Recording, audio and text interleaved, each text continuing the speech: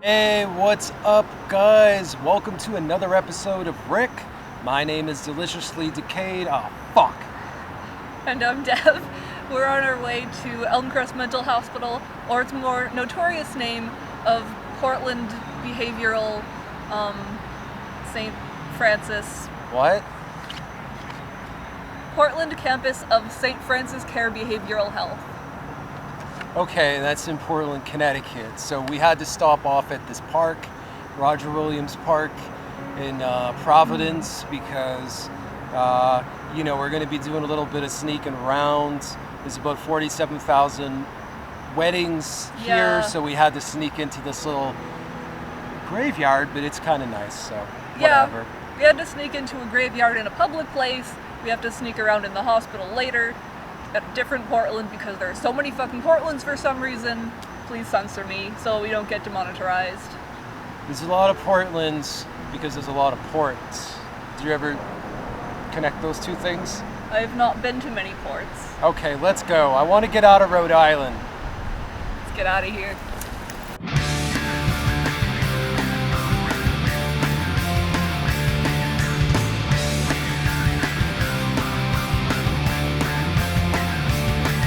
From Hockamock Swamp to Dighton Rock and everything in between.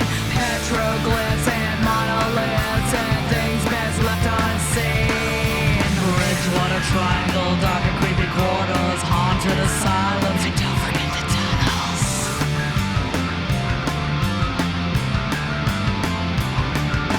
New England and beyond, only for the unafraid. Take a dog journey down an untraveled path that's deliciously decayed. Deliciously decayed. Deliciously decayed. Elmcrest Hospital opened in Portland, Connecticut in 1942. It was made up of psychiatric wards for adults and children, and included a substance abuse program and inpatient and outpatient wards. By 1997, it had grown large enough to house 150 patients and teach 150 more children in school and special education day programs. This is also when St. Francis Hospital purchased the property, and that's when things really started to go downhill.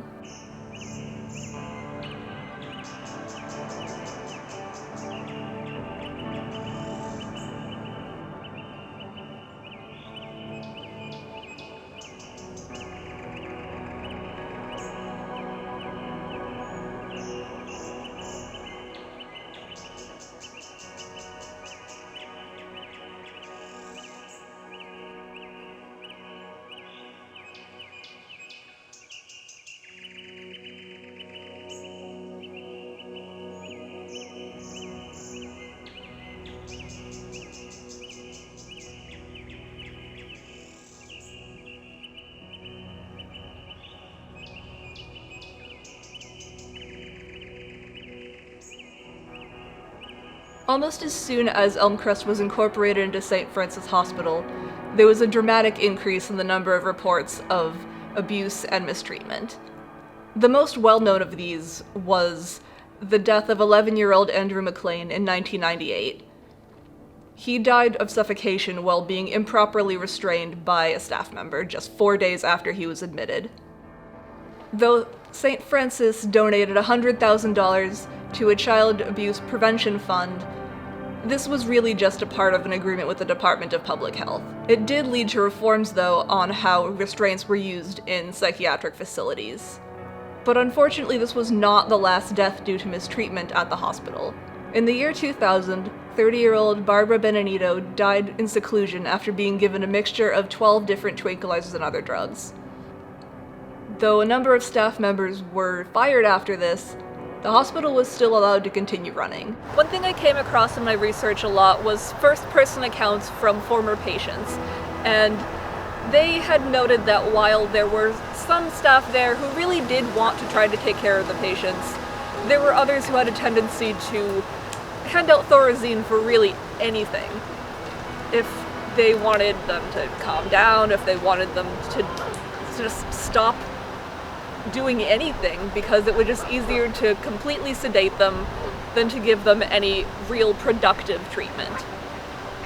while smaller doses of things like Thorazine can be used to treat schizophrenia and manic episodes and things along that line, even the smaller doses can cause side effects like drowsiness or disinterest, and larger doses and prolonged improper use can lead to neurological conditions like tardic dyskinesia or Parkinsonism, or in extreme cases, near complete immobility.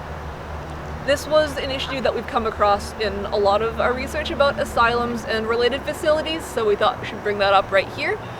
But unfortunately, we'll probably come back to it again in another later episode for future asylums. During our research, we came across a lot of stories from former patients saying that they were treated so poorly that, in their own words, their mental health was worse than when they were first admitted.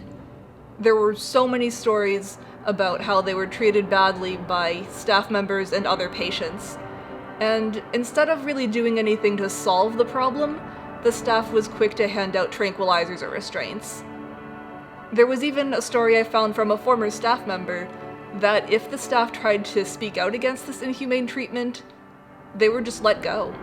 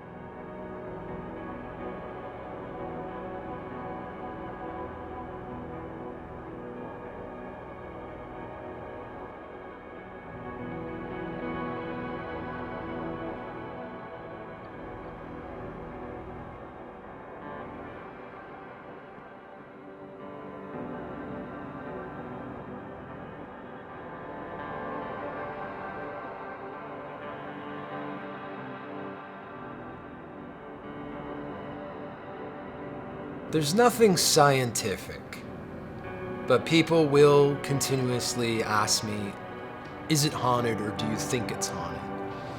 And I'm not going in with any gear or any sort of method, but I'd say that there is a possibility with this place. Down some of those dark corridors littered with 90s children toys and children's books from that era, it did feel like there was a little bit of a presence, like perhaps somebody was watching you. It was weird. It was definitely had a weird feeling. Maybe the presence was all the cockroaches staring at us, disturbing their home. But that is the area where the young male patient was killed. So again, no method, but food for thought.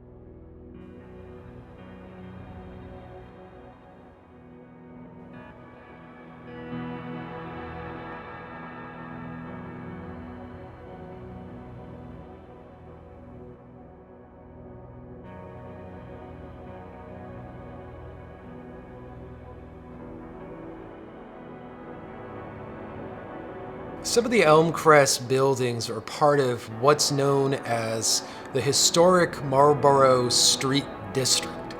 It also includes those weird octagon houses and some regular houses where some old people judged us so heavily I wasn't able to get any really good material there. At one point, this neighborhood was very well-to-do.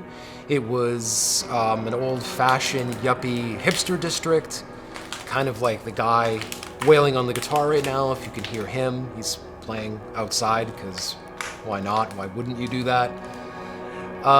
This used to be owned by some families that controlled the brownstone quarries. So very well-off Connecticut types. That has since changed. The area is complete shit. There are cops everywhere. There was a Hulk Hogan impersonator, brother. And also there was a bunch of people from the friggin' Jersey Shore all yelling and swearing at each other outside of a pizza place. So yeah, it's really gone to shit.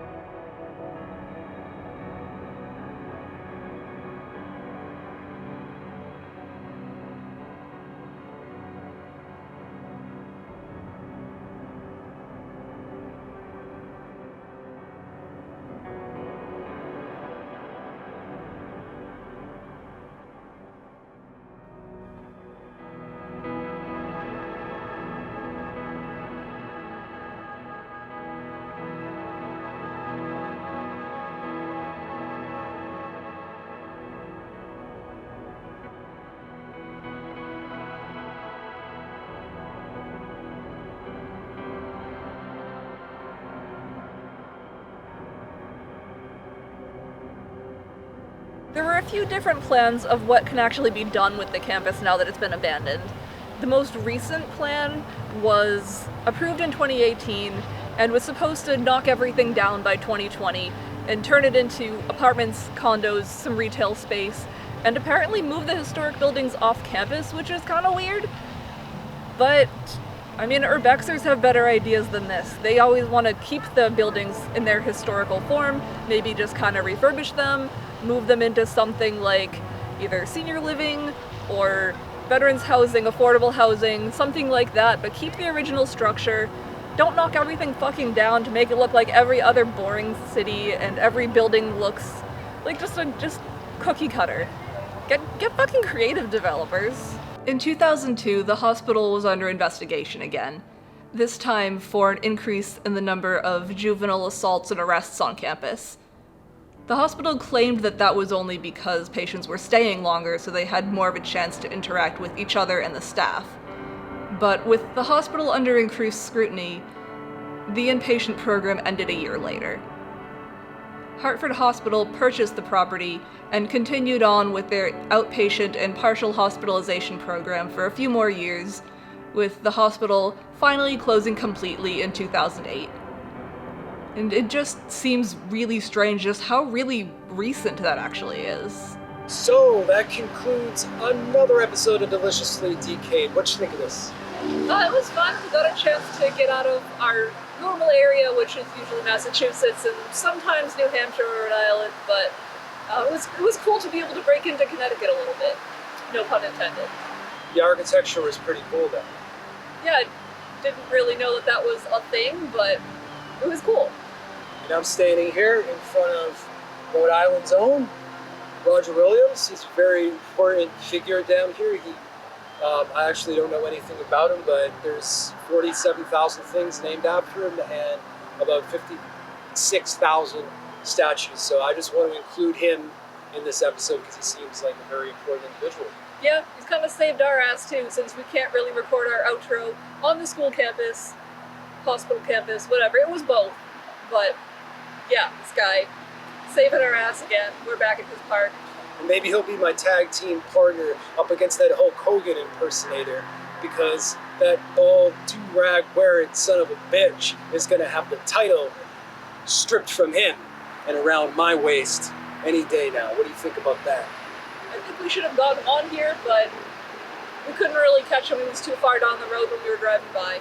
He was hostile, brother. All right. Let's get him. Yeah, we're gonna go back just to kick his ass.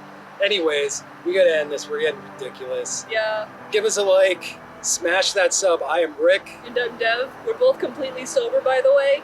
And hopefully we'll see you in New England's Darkest Corners after whatever the hell we just did today. That was a weird way to end it. Yeah, let's just go. Let's go.